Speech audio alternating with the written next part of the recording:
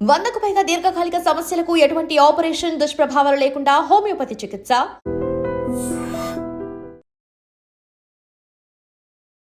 అతివేగానికి మరో ఇద్దరు యువకులు బలైపోయారు. తిరుపతిలో ఘోర రోడ్డు ప్రమాదం జరిగింది.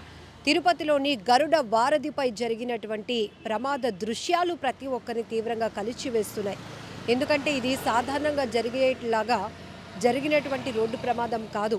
సినిమాలో మనం కొన్ని సీన్స్ చూస్తాం. స్టంట్స్లో ఎలా అయితే హీరో తన హీరోయిజాన్ని చూపించడమో లేకపోతే ఇట్లాంటి స్టంట్స్ చూస్తాం కదా, ఆ రేంజ్లో జరిగినటువంటి రోడ్డు ప్రమాదంలో ఇద్దరు అక్కడికక్కడే దుర్మరణం పాలవటం చాలా బాధాకరమైన ఘటన. ఈ మధ్య రోడ్డు ప్రమాదాల్లో ఎన్నో ప్రాణాలు పోతున్నాయి. అయినప్పటికీ కూడా ప్రమాదాల స్థాయి మాత్రం ఏమాత్రం తగ్గటం లేదు. అయితే గరుడ వారధిపై ప్రయాణిస్తున్నటువంటి రాయల్ ఎన్ఫీల్డ్ బైక్పై ఇద్దరు యువకులు ప్రయాణిస్తున్నారు. ఒకరు కనిష్క్, అలాగే మరొకరు కామినేని. ఇద్దరు కూడా ప్రయాణిస్తున్న సమయంలోనే ఆ గరుడ వారధిపై చాలా షార్ప్ కర్వ్ ఉంటుంది. అది టర్న్ అయ్యే టైంలో అక్కడ కానీ మనం వేగాన్ని తగ్గించకపోతే ప్రాణాలు రిస్క్లో పడినట్టే. ఇప్పటికీ కూడా అనేక ప్రమాదాలు జరిగాయి. బట్ నిన్న జరిగినటువంటి ఈ ప్రమాదంలో వాళ్ళు అతి వేగంగా 120 స్పీడ్తో వస్తున్నటువంటి రాయల్ ఎన్ఫీల్డ్ బైక్ ఒక్కసారిగా వారధిపై ఉన్నటువంటి డివైడర్ను ఢీకొని, డివైడర్ పైన ఉన్నటువంటి నోటీస్ బోర్డు ఏదైతే ఉంటుందో వేగంగా వెళ్ళవద్దు అంటూ హెచ్చరిక బోర్డు ఉంటుంది, దాన్ని ఢీకొని కిందన 50 మీటర్ల కిందకు పడింది. అంటే ఒక్కసారి ఈ దృశ్యాలు ఏ రేంజ్లో ఉంటాయో మనం ఊహిస్తేనే గుండెలు వణికిపోయే ప్రమాదం ఉంది. ఎందుకంటే ఇవి సినిమాల్లో స్టంట్స్, నిపుణుల పర్యవేక్షణలో చేస్తే స్టంట్స్. అలాంటిది రియల్ లైఫ్లో ఇట్లాంటి ప్రమాదాలు జరిగితే వాళ్ళ ప్రాణాలు ఇంకేమైనా ఉంటాయా? అసలు ఊహించడానికి కూడా ఎంత కష్టంగా ఉంది. 50 మీటర్ల ఎత్తులో నుంచి పడినటువంటి ఇద్దరు యువకుల్లో ఒకరు అక్కడికక్కడే చనిపోయారు. మరి ఇంకొకరైతే కొంత కొన ఊపిరితో ఉన్నారు. వాళ్ళని హాస్పిటల్కి తరలించి బ్రతికించాలి అనే ఒక ఆలోచన వచ్చేలోపే క్షణాల్లోనే మరో యువకుడు కూడా ప్రాణాలు వదలటం చాలా బాధాకరం. ఒక్కసారిగా ఈ రోడ్డు ప్రమాదంతో స్థానికంగా ఉన్న వాళ్ళందరూ కావచ్చు, వాహనదారులు కావచ్చు, పూర్తిగా గుమిగూడారు. అయ్యో, ఇద్దరు ప్రాణాలు ఇలా గాల్లో ఎగిరిపడి పోయాయే అంటూ ప్రతి ఒక్కరూ తీవ్రంగా చలించిపోయినటువంటి దృశ్యాలు అవి. ఎందుకంటే ఒకవైపు రాయల్ ఎన్ఫీల్డ్ చాలా రిచ్ బైక్, మరొక వైపు వీళ్ళ ప్రయాణం చాలా దూసుకుపోతోంది. అతి వేగం 120 స్పీడ్, అది కూడా ప్లెయిన్ రోడ్ కాదు, ఒక వారధి వంతెనపై వీళ్ళు ప్రయాణిస్తున్నారు. అంటే జరగరానిది జరిగితే ప్రమాదం ఎలా ఉంటుందో చెప్పడానికి కూడా ఈ ఘటన కూడా ఒక బాధాకరమైన, ఒక దురదృష్టకరమైన ఘటన అయినప్పటికీ కూడా ప్రతి ఒక్కరు ఇప్పటికైనా కళ్ళు తెరవాల్సిన అవసరం ఉంది. రోడ్డు ప్రమాదాలు జరుగుతున్న తీరు చూస్తే అందులో నిర్లక్ష్యం కొట్టొచ్చినట్టు కనపడుతోంది. అతి వేగమే ప్రతి చోట కూడా కర్వ్స్ ఉన్న దగ్గర నెమ్మదిగా వెళ్ళాలి అంటూ కూడా ఎక్కడికక్కడే సూచిస్తూ హెచ్చరిక బోర్డులు కూడా మనకి కనపడుతూ ఉంటాయి. ఘాటీలో ప్రయాణించినప్పుడు కానీ, యాక్సిడెంట్ జోన్స్ దగ్గర కానీ అవి మనం చూసినా కూడా పెద్దగా పట్టించుకోం. కానీ మన వేగాన్ని ఏమాత్రం తగ్గించం. అదే ప్రమాదంగా మారుతుంది, మృత్యువుల కాటేస్తోంది, ప్రాణాలు హరించేస్తోంది. ఇక్కడ తిరుపతిలో జరిగినటువంటి ఈ దారుణ ఘటన కూడా ఇద్దరు యువకుల మృతదేహాలను రుయా హాస్పిటల్కు తరలించారు. బట్ ఆ రెండు కుటుంబాలు ఎంత తీవ్ర విషాదంలోనికి వెళ్ళిపోయాయో చెప్పడానికి కూడా మాటలు రావు. యువకులు చాలా బ్రైట్ ఫ్యూచర్ ఉంది, వాళ్ళకే తెలియాలి.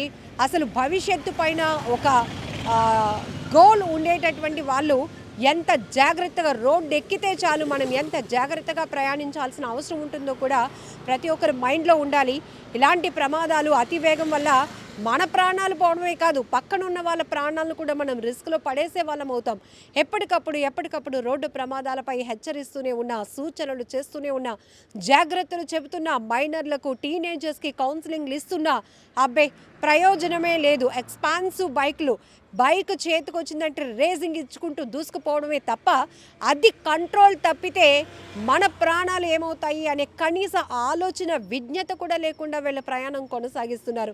ఇక్కడ చనిపోయిన వాళ్ళ గురించి మనం ఎక్కువగా మాట్లాడుతున్నామని కాదు, కానీ వాళ్ళకే తెలియాలి.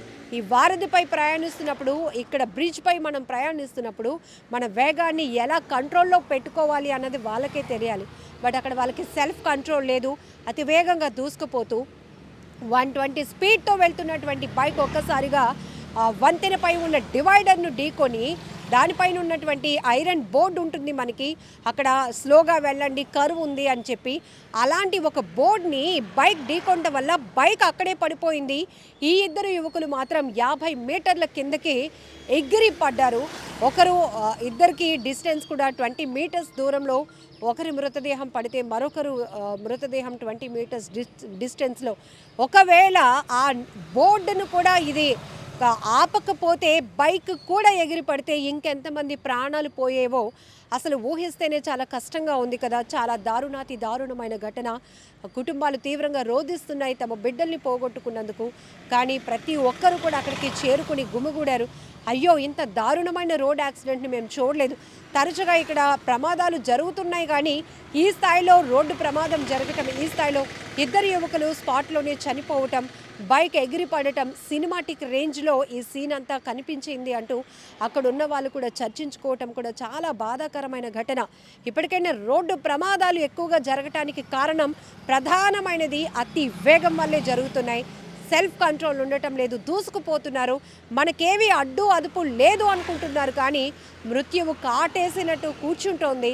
ఎప్పుడు కబలిద్దామా అని ఎదురు చూస్తున్నట్టుగానే మనుషుల ప్రాణాలను హరించేస్తోంది, మింగేస్తోంది.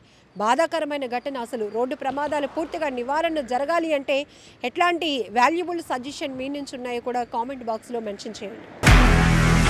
నిజంగా ప్రస్తుతం ఉన్నటువంటి సమాజం దేనికి ప్రయారిటీ ఇస్తుంది? ఆర్థిక సంబంధాల చుట్టూ మాత్రమే తిరుగుతోంది. మళ్ళీ ఎన్నికలంగానే చాలా విరక్తి కలుగుతున్నాం. మంచి అనిపిస్తుంది కదా, లేడీస్ కూడా ఛాలెంజింగ్ జాబ్స్ చేసినప్పుడు చాలా బాగుంటది. ట్రాఫిక్ అసిస్టెంట్స్ గా నియమించిన ట్రాన్స్జెండర్స్ అందరితో సాల్యూట్ చేయించుకుంటున్నారు. ఫుడ్ డెలివరీ ఇవ్వటానికి వెళ్ళినటువంటి డెలివరీ బాయ్ అనిల్ పై కళ్ళ ముందు